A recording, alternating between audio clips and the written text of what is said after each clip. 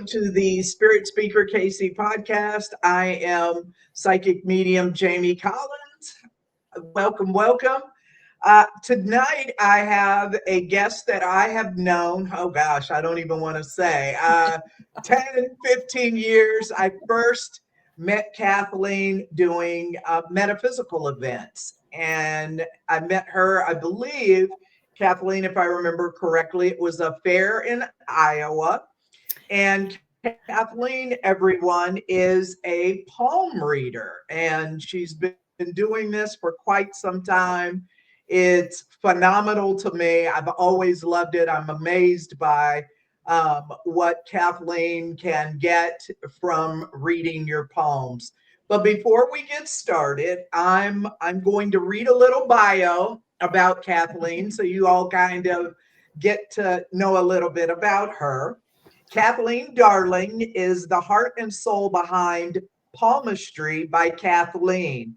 She has been reading for over 5 decades. Her extensive experience as a hand reader has given her profound insights into the human condition, uncovering the motivation, skills, and unique characteristics that make each person special.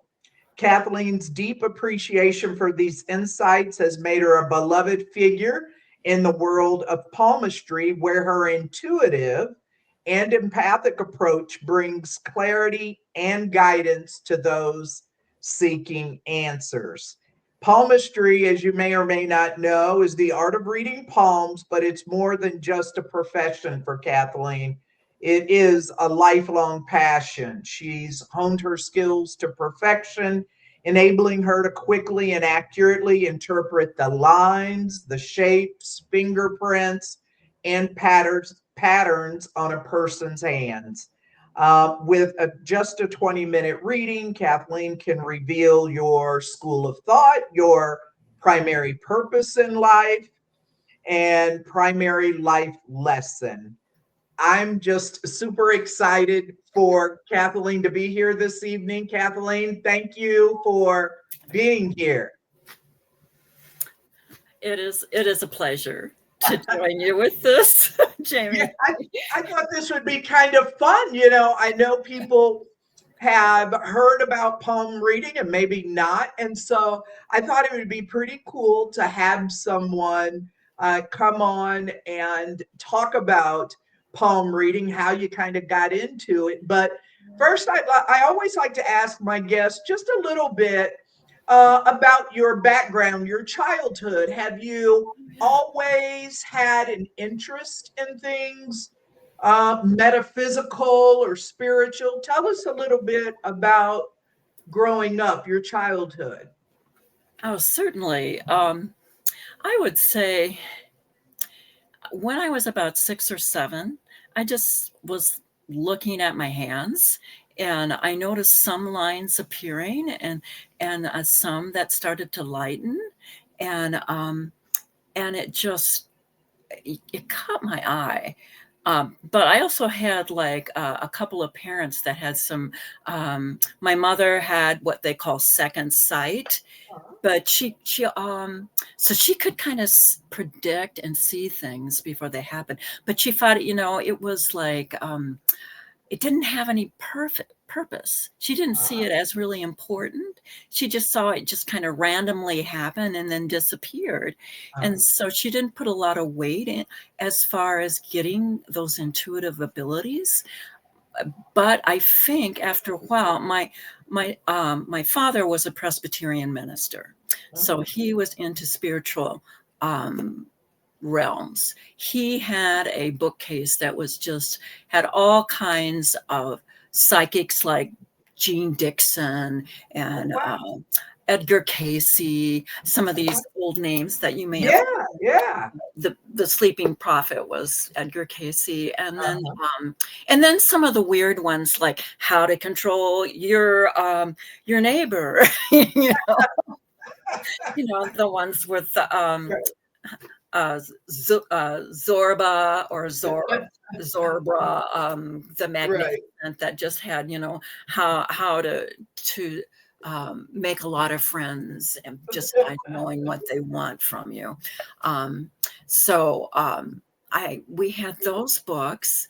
And then my brother, who was a teenager at the time, painted signs for a hairdresser who his site was right next door to my father's church, and he was just starting a brand new church, so we were in a rented space. But Professor Edwards gave us a bunch of psychic books, and one of them was Language of the Hand by Cairo. And I got my hands on that book, and I took it to my I think I was a junior high school student then. And I was an awkward kid. I just, some of the more aggressive kids were taking control and making fun of me. So anyway, I wanted to win them over. And here was my secret weapon. So I looked at this, I looked at illustrations in the book, and I tried to match them up with the people that were in my class. And let me tell you, I was absolutely befuddled because nobody's hand looked like those in the illustrations, because people are so amazingly unique and different and individual. I could do really bland, generalized things. You're sensitive, you're generous, things like that. But they wanted to know their future. And then after all this time, I don't tell futures. Being an older member, in the metaphysical community, I don't do that. Yeah, I get it. People, we all do. What you attract to you, and and maybe some guidelines of where you're heading, but I can't say this is definitely coming up. I can say where you've been. I can say, ooh, this is like, here's a record on your lifeline, and it says, man, you went through something, and it was not over in a couple of weeks. You are still figuring out what in the world took a hold of you. So I can do some things like that later on. So as a kid, it was all about wanting to be accepted and have friends and not be tormented. Then let's see.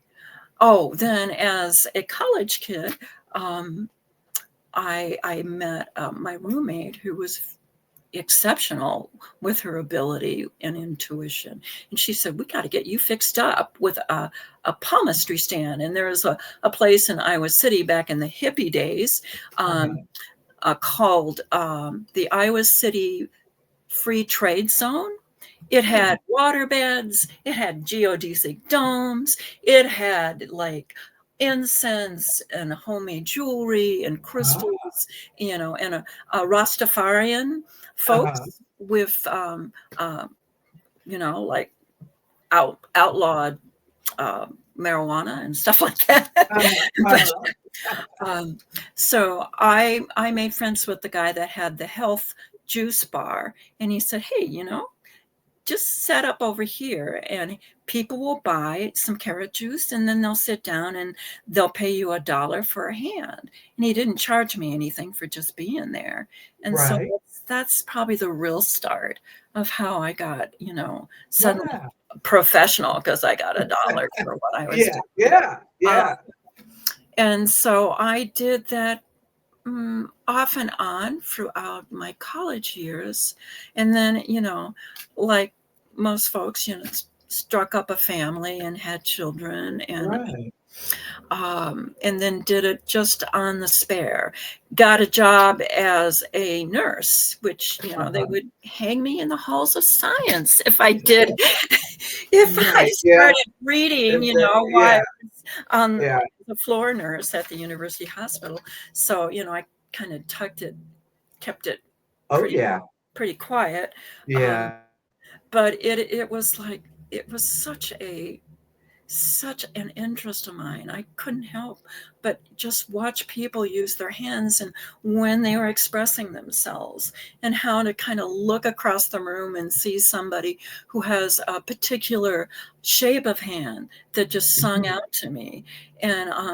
And then looking even on televisions and seeing certain programs with all of these people had water hands, or these ways of me classifying people.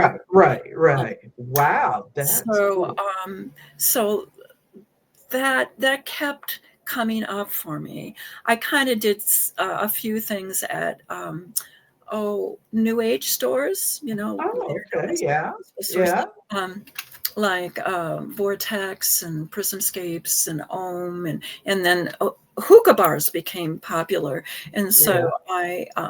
I befriended the owner of a hookah bar, and she was just incredible to me, and gave me my own little place my own little room. I could like have people come in and get readings. So I thought I hit the big time. I was like, I'm on I'm on it for now. And so Oh, that was, and then after I finally retired in nursing, I could just have my way with it. And wow. that's Oh when I gosh. thought, So since junior high, you've literally been doing it you've been doing it. So it sounds like when I listen to you, like when you got that book, that you discovered this book. I mean, I think sometimes things are meant for us in life, and it seems like you got that book, that was you. It was kind of meant to be in a way. It was you. Because when we're young, junior high, we like all kinds of things. You could have easily gone into palmistry and then this or then that, but it sounds like it stuck. You were so fascinated, enjoyed it so much, it stuck. yeah, I do think I couldn't help myself. Yeah, Yeah. yeah, I love that, Kathleen. Where does I mean, you don't have to draw it at long, but just a little background. Where does palmistry come from? Where in history, when did people first start reading palms? How did that begin? Do you know the background, kind of the I know history? a little bit. Yeah. I would say India, and Ah, Asia Minor. Um, they, in fact, the a lot of palmists in India, they don't even pay attention to any part of the hand but the thumb. oh, The rest of it is like, oh, it's decorative, but you oh, really? know, your Oh, thumb is what makes an amazing kind of the kind of strength of character, and the way you have resilience, and yeah. the way you can. The other part will tell you how you express yourself. Fingers Okay. do that, but along with the other sets of fingers, your thumb is also a finger. It opposes the rest of your fingers, so it Right. kind of Right. determines the individual that you have and what you can become. Oh, And wow. if you don't mind me saying so, Jamie, that was an stunt. When I read your hand, Uh-huh. I still think about your thumb. I wrote it, I have a That little, thumb made an impression, huh? I still think about that thumb. Uh, but I keep a little kind of sense like, oh, this person has a real uniqueness in that they Oh, have okay. fingers Okay. with like with these kind of fingerprints, things that Right. aren't Right. pretty unusual, Yeah. and you don't see very often. So Yeah. those things will stand out, and then I'll use those folks as kind of this person is an example of anybody else that comes along, that I can kind of read that kind of um, presence, strength of character, Uh-huh. uh, a person's individual stamina, their heart and soul of generosity is shown Mhm. in the thumb too. Oh, Yeah. okay. How Wow. cautious someone is, and how, out there and ready to take the world by the horns. Your thumb will do all kinds of stuff as far as being able to give um, that kind of information to you. Wow. Wow. So do you start with the thumb? So someone comes to you for a palm reading. Is the thumb your starting point? Not always.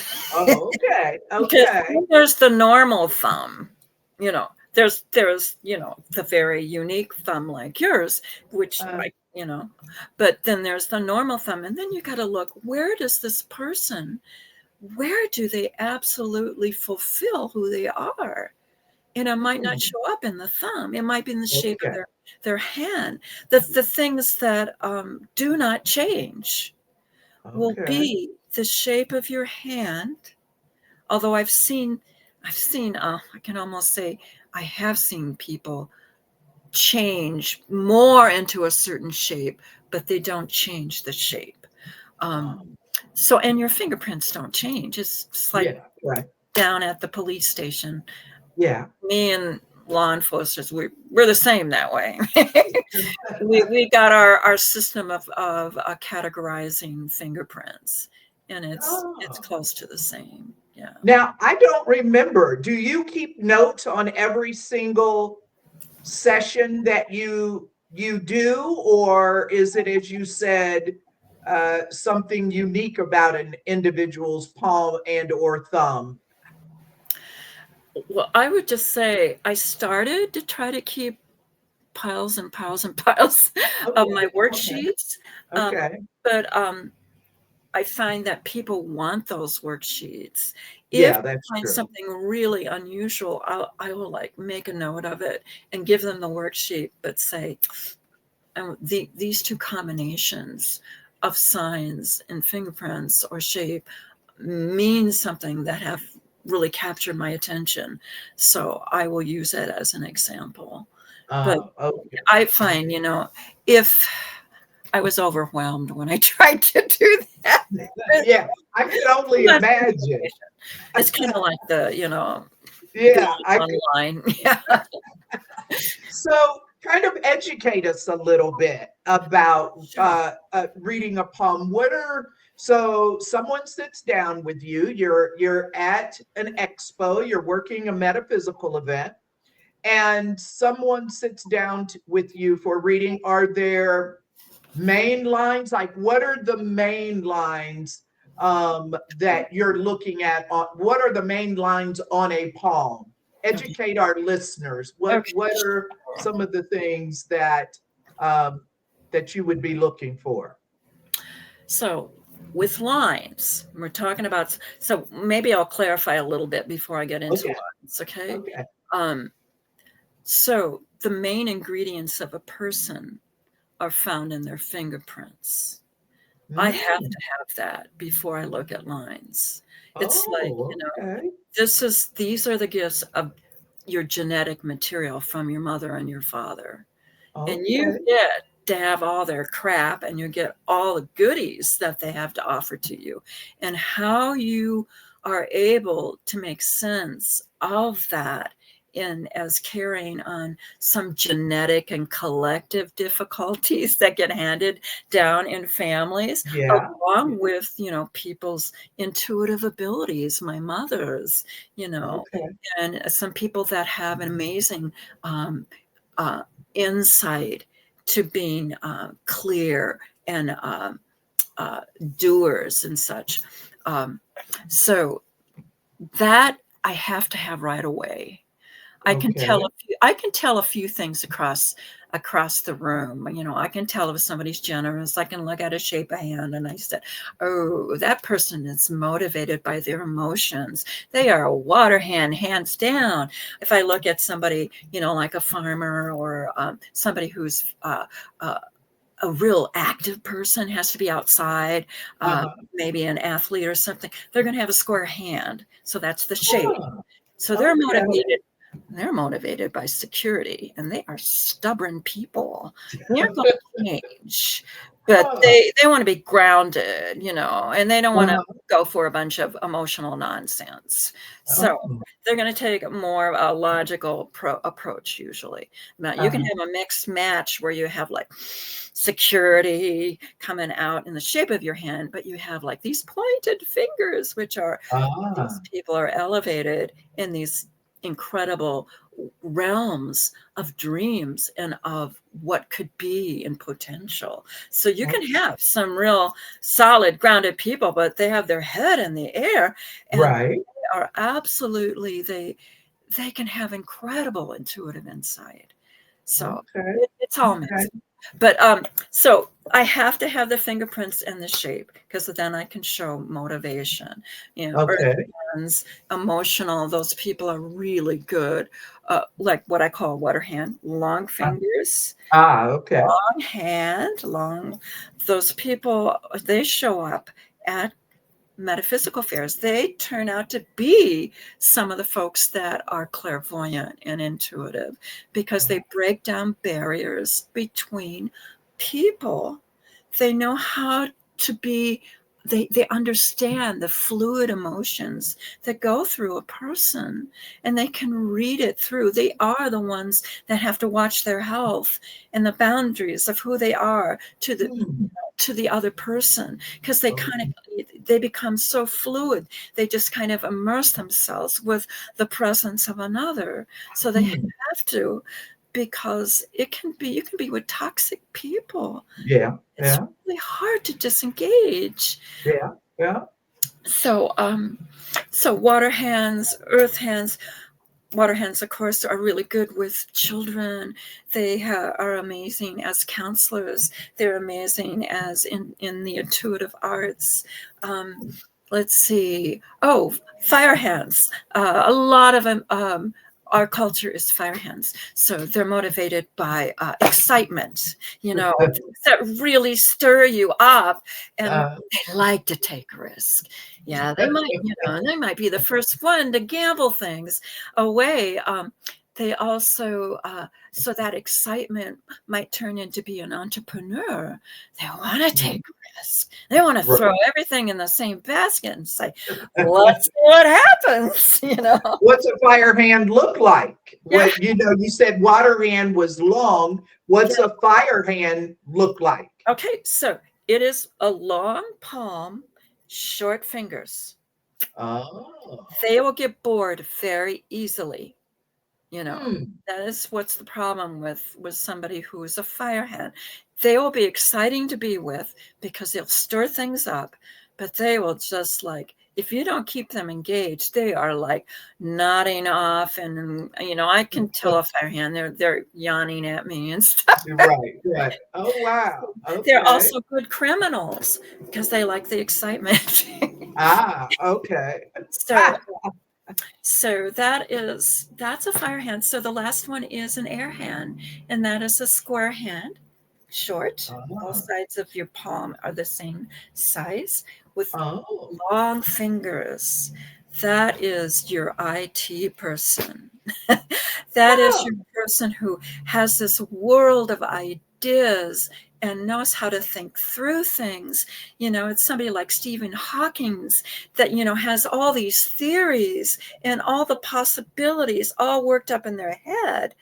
And they don't like emotions because it messes up everything. All their clarity goes out the tube, and they can't keep a hold of what they're thinking. So they're in the realm of logic and ideas. They are quirky people. They're so eccentric. They're like the absent-minded scientist. But they have theories, they have ideas, they're computer programmers. They might be incredible philosophers. And then you have the mixed hand, which you can't classify. They're a little bit of everything. Yeah. So most people are the mixed variety, which makes you a little more grounded in sound. If you're a pure type, you can go off the deep end a little more easily. Yeah. Okay. So after you've you've gotten their fingerprints, you look at their hand. Tell us about the lines. Okay, so now the lines are, there's three main rivers of lines. One is your emotional life. That's your heart line. It is a record of your emotional response, not to just relationships, but Mm-hmm. your emotional response to a painting, to Mm-hmm. art.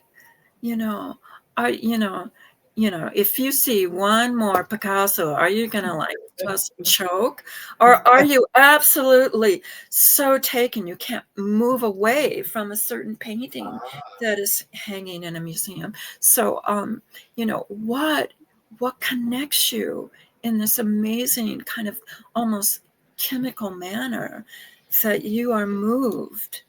And Okay. then the same thing, of course, it is about your your your life and your emotional relationships, and the ones um, where you are smitten with a certain kind of person.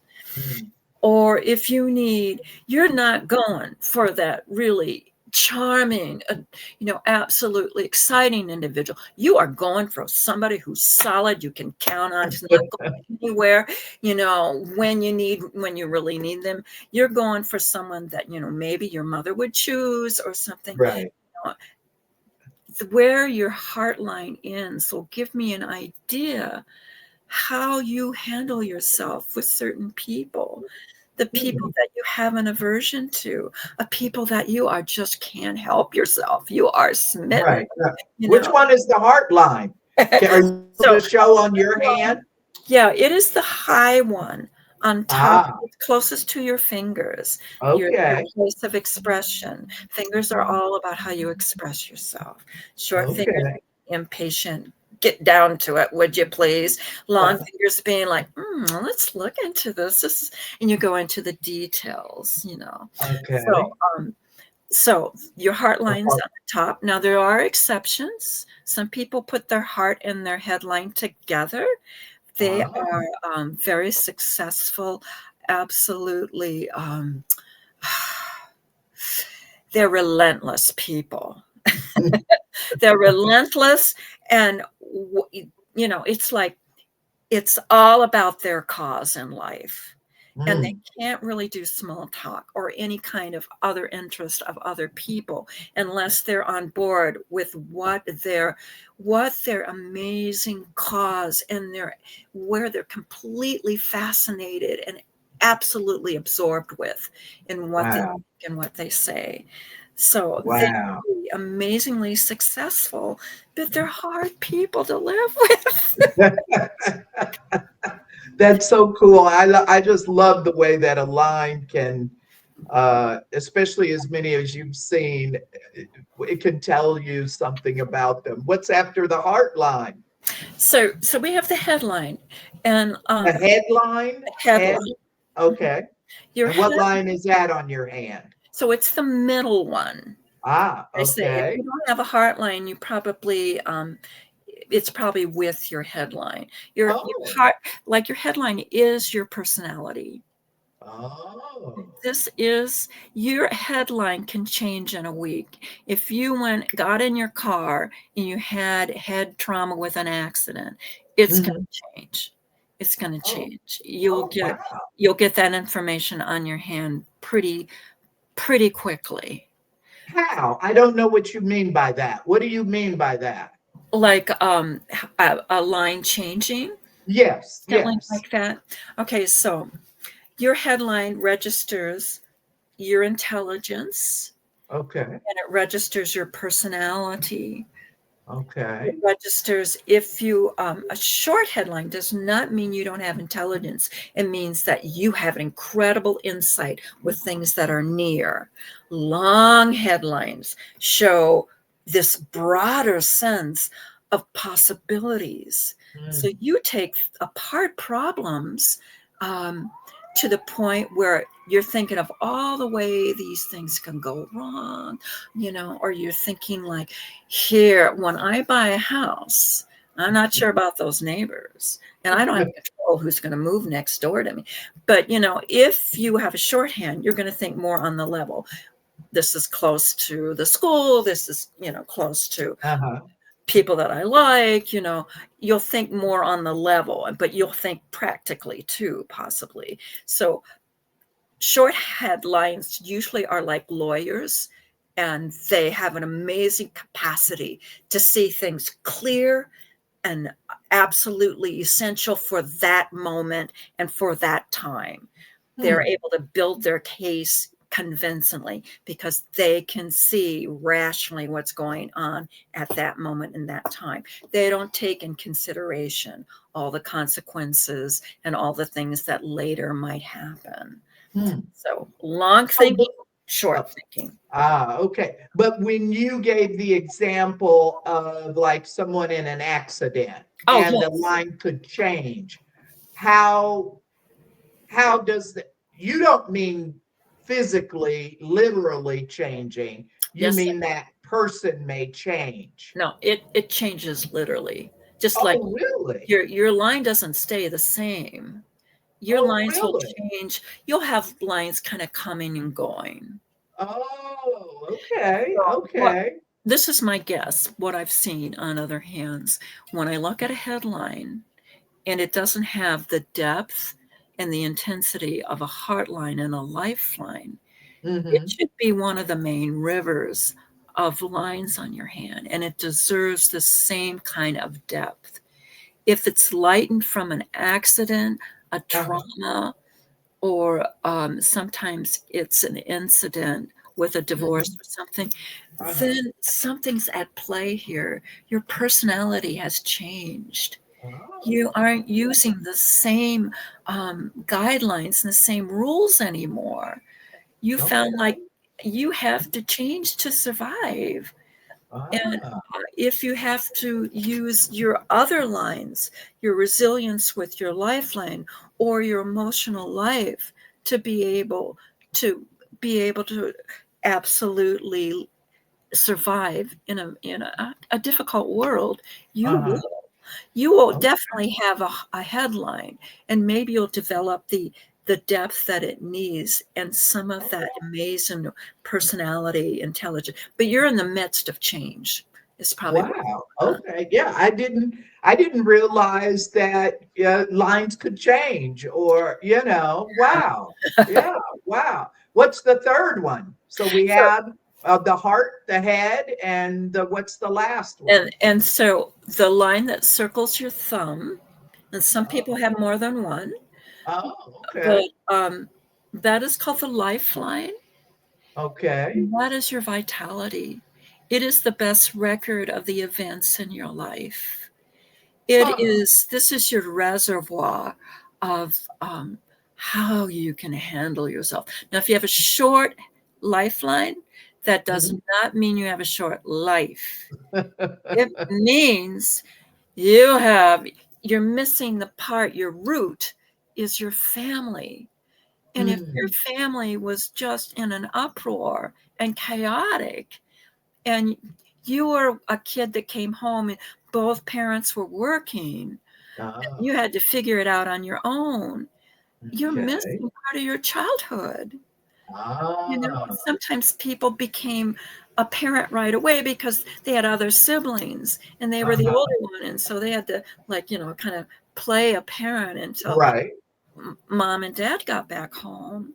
right. Missing, and it also can be that you're from another culture.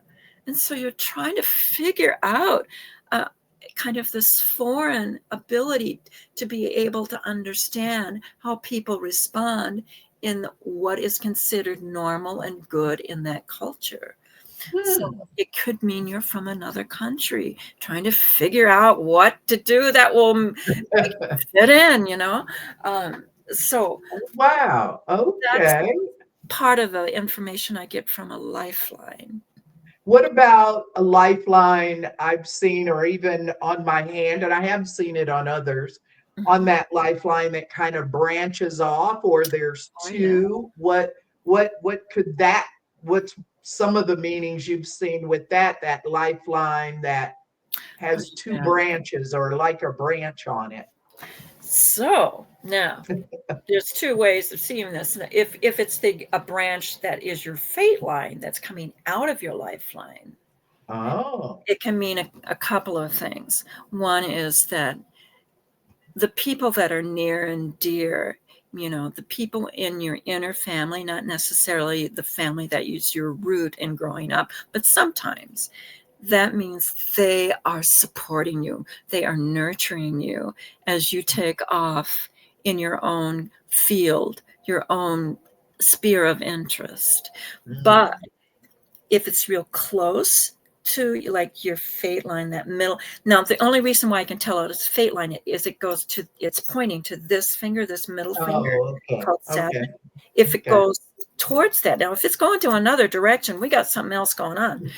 But that split in your lifeline, and it hovers close to the lifeline, that means you have someone you need to take care of in your own circle of family, someone whose maybe health is not right, or a child that has special needs, a child with autism or Asperger's. It can mean that you need to take care of this so your life can be, also part of your own and not just revolving around this person that has incredible amount of care and space in your time. Now, Wow. lines going down, not Uh-huh. splitting off your lifeline going this direction. Okay, so some of that goes off to, this is a sphere called the Mount of Moon over here. We got this one where your lifeline goes around. This particular area is called Venus. That is your passion for living, man. The way you are just like absolutely driven in expressing and just have so much overload of energy that it spills over in everything you do. So that moon's on the opposite side, and that is intuition.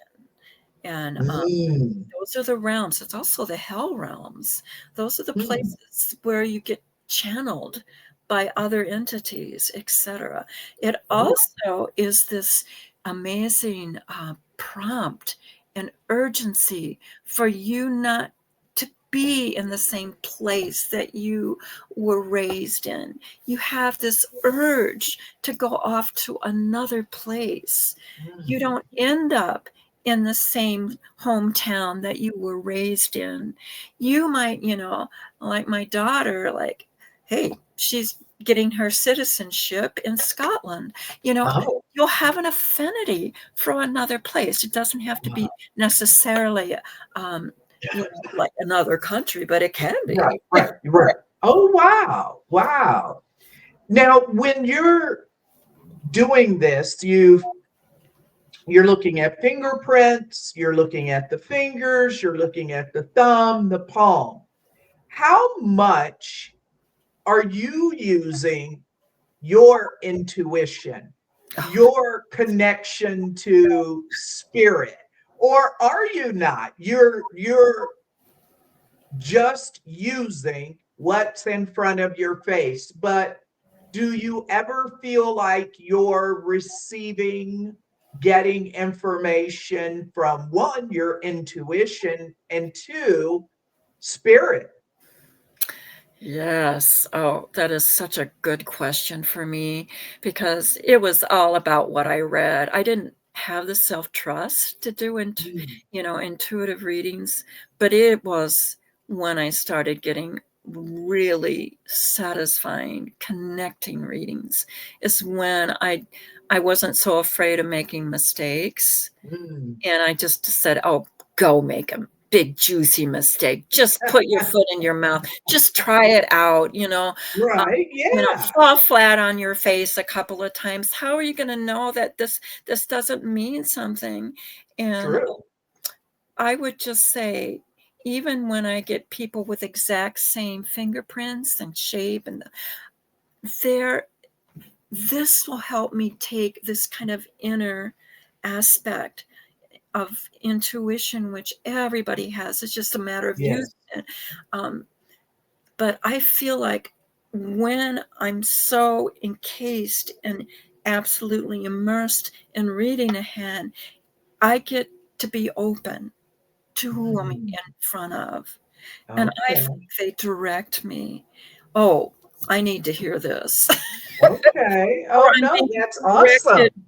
maybe by that person's ancestors or Yes. kind of, you know, whatever is affecting them that seems to be of great power in their life, kind of that Okay.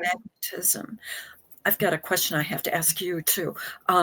But yeah, I don't think my hand readings took off until I started trusting intuition and Ah, that kind of amazing spiritual inner aspect that right. gave me a dimension to my readings that made it so exciting to be there and have readings. It's just, it nurtured me. Yeah, Yeah. Yeah. I love that. yeah. No, I love that. I assumed that you use that intuition and or spirit. I was just curious. It makes sense when I hear you say that, and I love that you just gave in and said, yeah, let's do this. That's beautiful, The power of being wrong is really yeah, big. yeah, where that growth comes from. That's so awesome. Are But there any mhm. are there any palms hands that has stuck out to you? Like, as long as you've been doing this, you said, for 5 decades. Is there a hand that literally has, like, oh, I've never seen anything like this before? It's literally been the only hand I've ever seen like this.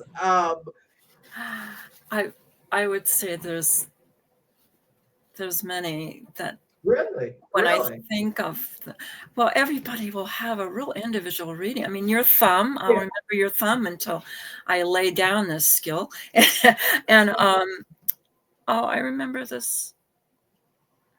I would love to see her again. I only saw her once. I have people that'll come back for, you know, Yeah, yeah, yeah. voice readings, but she I knew she was handling a lot from her headline, but she Mm, had this incredible resilience and mm, this empowerment to go to these dark places in a person's understanding. Sometimes when you go to those realms that are just so full of fear and don't have any language to connect to it, yeah. they're all symbols. It's all this, you don't know what you need to express it in some way because it's such a big part of your thinking and the way Mm, you respond to people.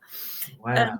she had this amazing ability to go to these dark realms, and she definitely was looking for a way where she wasn't going to drown, you know. Wow. Yeah, yeah, I know what you mean. I know what And you um and I just saw her struggling, but I also saw her as this amazing capacity of talent and skill and and kind of these symbols that a lot of people don't have understanding, maybe in artwork or yeah, poetry. yeah, They yeah, get to these places where you can feel the power within yeah, them.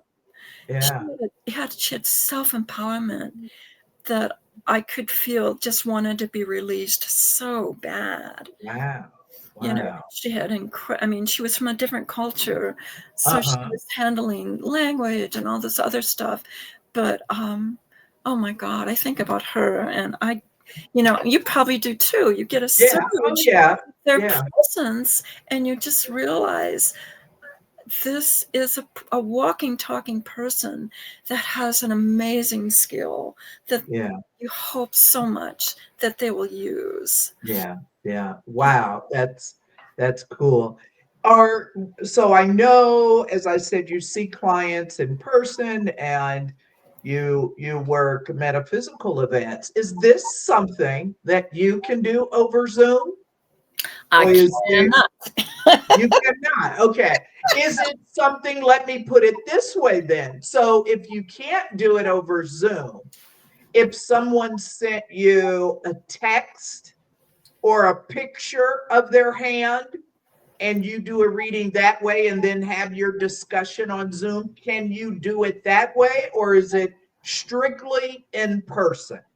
You, you know, I could say it would be unsatisfying for me because Okay. there's all these other parts of the hand that you can't really lift off a Ah, photo. You can't get okay. fingerprints very well, and and the skin is that's your receptor. I Ah, the sensitivity in a person, and okay. if somebody has thicker skin, they're they've got a thick skin, just like I say, they can Yeah, take a yeah. lot, they've got more Okay. between them and the rest of the world, but so yeah, I could do a reading and maybe people would like it, but I wouldn't.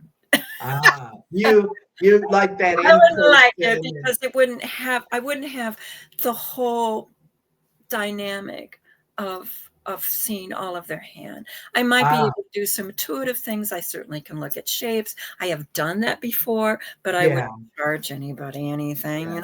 because I feel I might miss something. It's very detrimental. Since Mm, I focus first, I always start with that kind of, yeah, yeah, here's the science that I know behind this. And yeah. then I can open up my mind to let Right.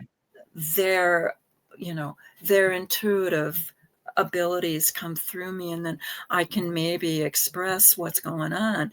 But I I I prefer doing in person. Yeah, yeah.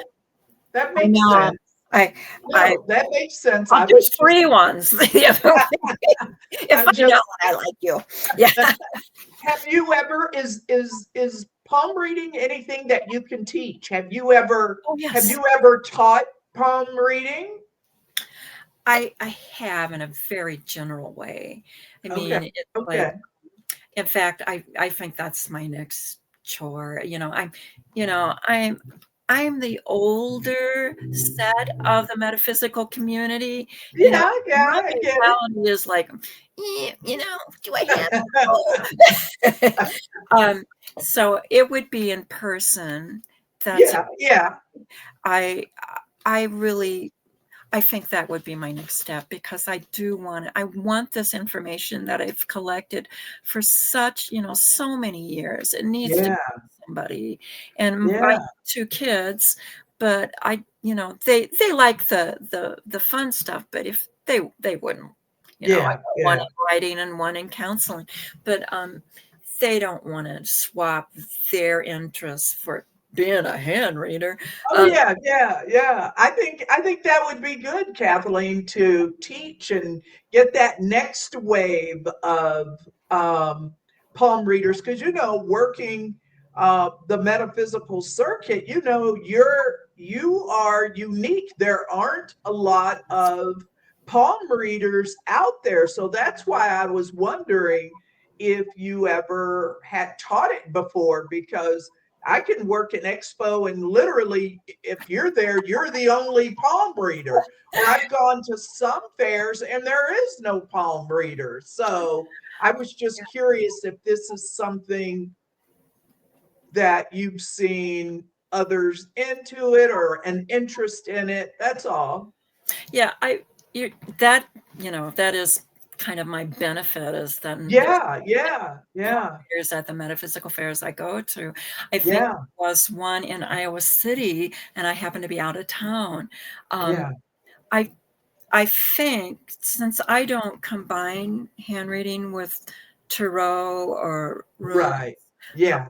I'm just finding this is endless. I tried to do runes at one time, and I thought, oh, I'm opening the lid here on something that's real deeper than I can put Yeah, yeah, that I can really put together. Then they do go together along with astrology and maybe some tarot. But I would yeah. just say,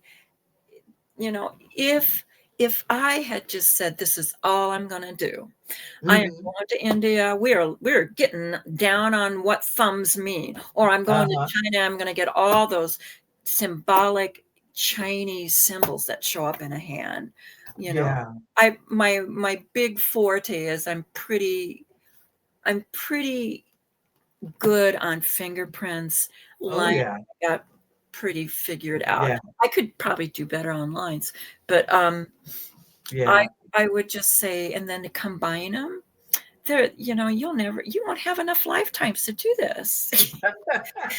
No, you are I can attest to the listeners of this program that you're very detailed. I think that's what I know that I will say this: if anyone were to ever get a reading with Kathleen, what I can tell is you are definitely dedicated and passionate about what you do.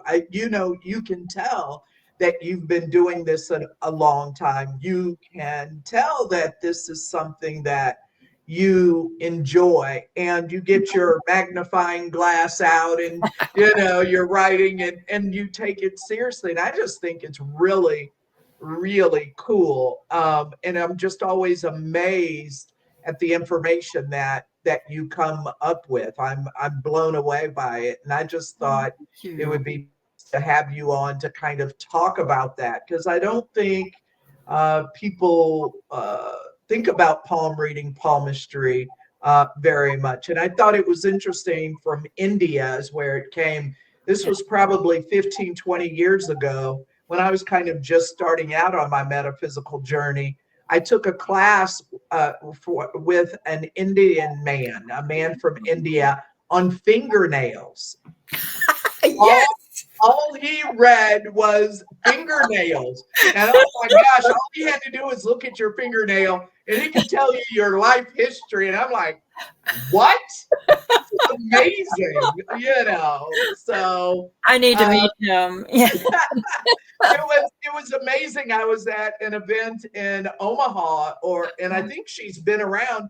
I don't know if you've ever seen her. I think she was in an expo in Des Moines, a woman who does foot readings, Yes. you know. I have not met So, her. I've got to meet her. yeah, so it's unique what people can get out of that. How can people reach you? Oh, If sure. people wanted to get in touch with you, get a reading, come see you at a metaphysical event, how can people reach you? So I'm one of those illiterate media people. Um, yeah, I didn't find time for that. So I'm going to give you an email, Oh, which that's fine. That's I great. I don't. You're not going to find me on some kind of website. Like then you have to upkeep it and all those things Yeah, I don't yeah, do. yeah. So what I would do, I will give you my email, and then you can leave me a message and I'll make sure you're on my list of people. And then I would just prompt you. I'm in your area. Here I am at this Okay, metaphysical fair. I do readings in my home. I'm from okay. West Branch, Yeah, whatever. And I go to several different metaphysical fairs. okay. That puts me Awesome. in the Midwest, a little bit in Wisconsin and Minnesota, and Oh, wow. maybe Okay, over there by the Nebraska border. But okay. yeah, And so what's your email for my people? email is Palm Reader Kathleen D. Now I'll spell it out if you like. Everything's lowercase. Uh-huh. Palm Reader Kathleen D at gmail.com. All right. All right. Yeah. That's awesome. I encourage anyone who's ever been curious about getting a palm reading to reach out to one of the best, in my opinion, Oh, thank you. with palm reading. And Kathleen, I just want to thank you for joining me this evening. It's very informative. I appreciate it. Your passion and love for palm reading definitely comes through. And just as kind of a final word to people about palm reading? Is there anything you want to say? Anything that people can get, or why they would reach out to you? Kind of, let's end on why someone would want a palm reading. Oh, it is a blueprint. It is a blueprint of, you don't want to miss your purpose of why you've been born into this life. You don't want to miss it. You don't, and if you find yourself coming up with the same old problems again and again, what are your strengths to get out of it?